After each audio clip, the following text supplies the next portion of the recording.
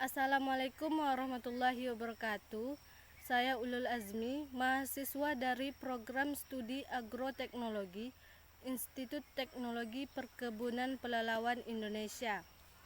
Dengan nomor induk mahasiswa 200/2022, di video kali ini saya akan mencantumkan mengenai penjelasan dan dokumentasi dari praktikum morfologi dan botani kelapa sawit dalam mata kuliah manajemen perkebunan kelapa sawit. Baik, langsung saja kita masuki videonya. Baik, di sini saya akan menjelaskan mengenai kelapa sawit. Jadi, tanaman kelapa sawit atau dengan nama latin Elais guineensis Jack yaitu ditemukan pertama kali di hutan belantara Negria, yaitu Afrika Barat, dan di Indonesia itu sendiri Elais guineensis ini dibawa oleh seorang warga negara Belanda, yaitu dari Amsterdam, pada tahun 1848. Karena tumbuh subur dan berkembang baik, maka dicoba ditanam di beberapa daerah. Maka sejak tahun 1910 tanaman kelapa sawit dibudidayakan secara komersial dan meluas di Sumatera.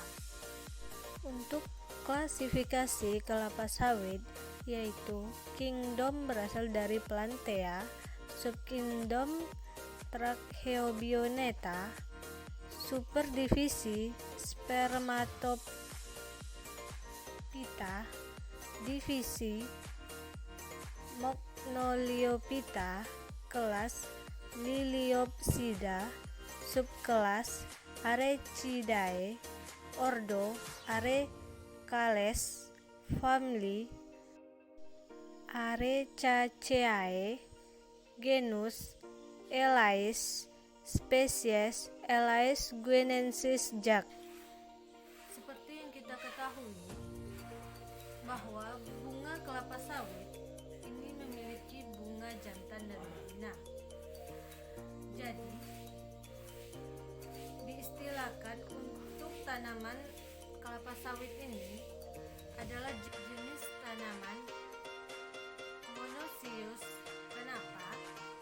Karena bunganya berumah satu.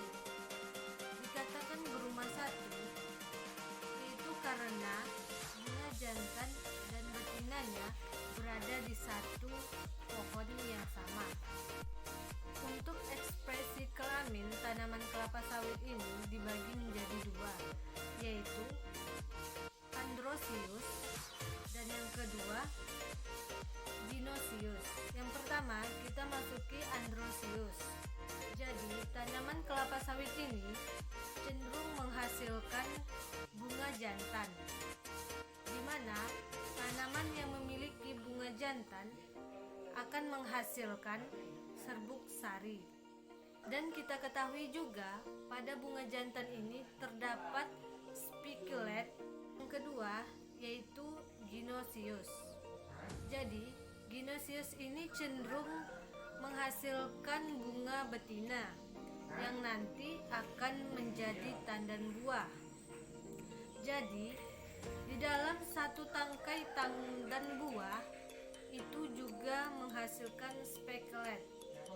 Jadi spikelet ini terdapat di bunga jantan dan bunga betina, hanya bentuknya saja yang berbeda. Selain dua jenis kelamin pada kelapa sawit ini tadi, terdapat juga bunga kelapa sawit yang terbentuk hermaprodit. Jadi hermaprodit ini dikatakan hermaprodit itu karena bunga jantan berada di dalam bunga betina dalam satu tandan, atau bisa dikatakan juga bunga hermaprodit ini yaitu bunga banci.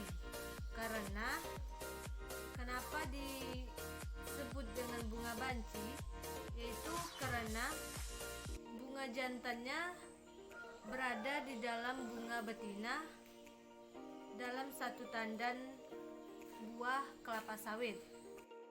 Bunga kelapa sawit merupakan bunga majemuk yang terdiri dari kumpulan spikelet dan tersusun dalam inflorescens yang berbentuk spiral.